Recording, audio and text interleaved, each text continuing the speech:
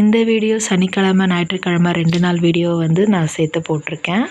நான் புதுசாக ஜாயின் பண்ணியிருக்க ஸ்கூலில் பார்த்திங்கன்னா 3rd பிரான்ச் ஓப்பன் பண்ணியிருக்காங்க. நியூ பிரான்ச்சில் ஃபேமிலி ஃபன் டே வந்து செலிப்ரேட் பண்ணியிருந்தோம். அதுக்காக சாட்டர்டே நாங்கள் அங்கே நியூ ஸ்கூலுக்கு போயிருந்தோம். அங்கே நிறைய ஆக்டிவிட்டி கண்டக்ட் பண்ணியிருந்தாங்க. அதெல்லாம் வந்து ரொம்பவே ஜாலியாக இருந்தது. ரொம்ப வருஷம் கழித்து இந்த மாதிரிலாம் பார்க்குறது ரொம்ப ஹாப்பியாக இருந்தது. நம்மளோட ஸ்கூல் டேஸ் காலேஜ் டேஸ்லாம் வந்து நம்மளுக்கு ஞாபகப்படுத்துகிற மாதிரி இருந்தது. பசங்களுக்கு டிஜேலாம் வச்சுருந்தாங்க. பசங்க ரொம்பவே ஜாலியாக என்ஜாய் பண்ணியிருந்தாங்க. வந்திருந்த பேரண்ட்ஸ்க்கும் வந்து நிறைய கேம்ஸ் கண்டக்ட் பண்ணியிருந்தோம். ரொம்பவே ஃபன்ஃபுல்லாக போயிருந்தது அன்றைக்கான டே வந்து.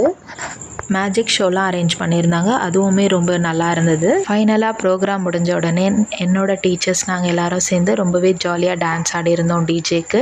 எங்களோட எம்டி மேடமும் எங்கள் கூட சேர்ந்து டான்ஸ் ஆடியிருந்தாங்க. ரொம்பவே ஜாலியாக இருந்தது. அந்த ஃபங்க்ஷனை முடிச்சுட்டு வீட்டுக்கு வந்த உடனே ஒரு டீயை போட்டு குடிச்சிட்டு பூஜாவுக்கு டான்ஸ் கிளாஸ் இருந்தது சாட்டர்டே. அவளை கூட்டிகிட்டு போயிட்டு டான்ஸ் கிளாஸில் விட்டுட்டு வந்ததுக்கப்புறமா டிஃபன்ஸ் வேலையை ஸ்டார்ட் பண்ணிட்டேன். இன்றைக்கி வந்து பொங்கல் சாம்பார் தான் செஞ்சுருக்கேன். மறுநாள் சண்டே வீடியோ தான் அவங்க கூட ஷேர் பண்ணுறேன். சாட்டர்டே வீடியோ வந்து இதோட முடிஞ்சிடுச்சு. சண்டே பார்த்திங்கன்னா எப்போவுமே கொஞ்சம் முட்டுக்காடுக்கு போய் கொஞ்ச நாளாக வந்து மீன் வாங்கிட்டு இருந்தோம். இன்றைக்கி வந்து அவங்க அப்பா வந்து வேலைக்கு சீக்கிரமாக கிளம்பிட்டதால் நான் எங்கள் ஏரியாலேயே இருக்க மார்க்கெட்டில் வந்து நான் இன்றைக்கி எறாவும் நெத்திலி மீனும் வாங்கிட்டு வந்துட்டேன். காலையில் டிஃபன் செஞ்சு சாப்பிட்டுட்டு அந்த பாத்திரம்லாம் கழுவலை, எல்லாமே அப்படி அப்படியே போட்டுட்டு மார்க்கெட் போயிட்டேன். ஏன்னா இங்கே மார்க்கெட் வந்து கொஞ்சம் கூட்டமாக இருக்கும்.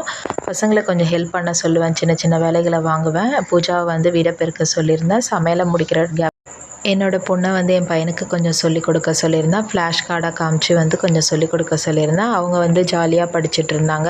ரொம்ப சீரியஸாலாம் உட்காந்து படித்தா பசங்களுக்கெலாம் மண்டையில் ஏறாது. சின்ன பசங்களுக்கெலாம் இந்த மாதிரி ஜாலியாக அடிக்கடி சொல்லிக் கொடுத்தா அவங்க நிறையவே புரிஞ்சுப்பாங்க.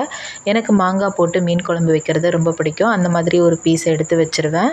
அதை வந்து நான் அடிக்கடி கடித்து சாப்பிட்டுட்டே இருப்பேன் சமையல் செஞ்சு முடிக்கிறதுக்குள்ளே. இன்றைக்கி வந்து எறா வந்து ட்ரை பண்ணியிருக்கேன். மீன் குழம்பு வச்சுட்டு மீன் வறுத்துருக்கேன். கொஞ்ச நேரம் படிச்சுட்டே இருக்கும்போது போர் அடிக்குது, ஆயா வீட்டுக்கு போயிட்டு வரேன்னு 2 பேருமே சொல்லியிருந்தாங்க. சரி டிவி இல்லாததால் பசங்களுக்கு போர் அடிக்குது, போயிட்டு வாங்கன்னு சொல்லியிருந்தேன். ஒரு 11:30 மணிக்கு போனாங்க.